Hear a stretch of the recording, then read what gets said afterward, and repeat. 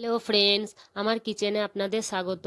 আজকে আমি এই ভিডিওটাতে আপনাদের সাথে বাড়িতে কিভাবে চিকেন স্যান্ডউইচ বানাবেন সেই রেসিপি শেয়ার করব। তবে দেরি না করে চলুন আমরা ভিডিওটা শুরু করি। এখানে আমি 150 গ্রাম মতো বোনলেস চিকেন নিয়ে নিয়েছি। এগুলো একটু বড় বড় করে পিস করে কেটেছি।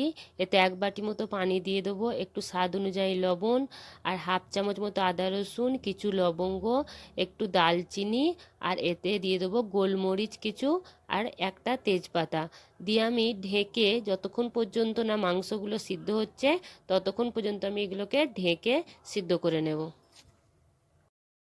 এখানে মাংসগুলো একদম সিদ্ধ হয়ে গেছে, পানিটাও একদম মরে গেছে।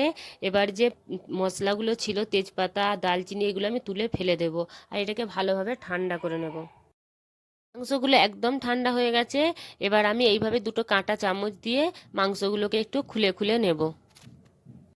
মাংসগুলোকে এইভাবে ছাড়িয়ে ছাড়িয়ে নিয়েছি। এবার আমি এতে লবণ অ্যাড করে দেবো একটু, আর এতে দেবো 1 চামচ মতো কেচাপ, 1 চামচ মতো ভিনেগার, 1 চামচ মতো রেড চিলি সস, আর 1 চামচ মতো মিওনিজ অ্যাড করে ভালোভাবে এগুলোকে আমি মিক্স করে নেব।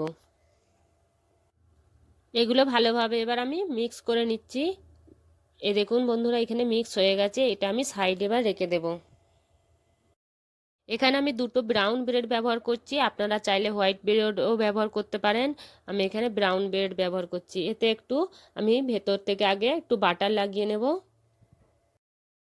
বাটার দুদিকেই ভেতর থেকে আমি লাগিয়ে নিয়েছি। এবার এতে আমি এই যে চিকেনের যে মিক্সচারটা বানিয়েছিলাম ওইটা দিয়ে দেবো। এবার ওপর থেকে আমি একটু মোজরেলা চিজ এতে ভালোভাবে দিয়ে দেবো। আমি স্যান্ডউইচ মেকারটা প্রিহিট করে রেখেছি। এবার আমি স্যান্ডউইচগুলোকে তুলে এতে দিয়ে দেব। আমাদের স্যান্ডউইচ একদম রেডি হয়ে গেছে। এ দেখুন এখানে হয়ে গেছে রেডি। তো এবার আমি খুলে বার করে নেব স্যান্ডউইচগুলোকে। বন্ধুরা, আপনারা এই স্যান্ডউইচ তাওয়াতেও বানাতে পারেন। এখানে আমি স্যান্ডউইচ মেকারে বানিয়েছি। আর যদি তাওয়াতে বানান তাহলে তাওয়াতেও একই স্বাদ টেস্ট আসবে, কিন্তু একটু ডিজাইনটার ফারাক শুধু, আর কিছুই নয়। আর যদি ভিডিওটা আপনাদের ভালো লেগে থাকে তাহলে লাইক কমেন্ট শেয়ার আর সাবস্ক্রাইব করতে মোটেও ভুলবেন না।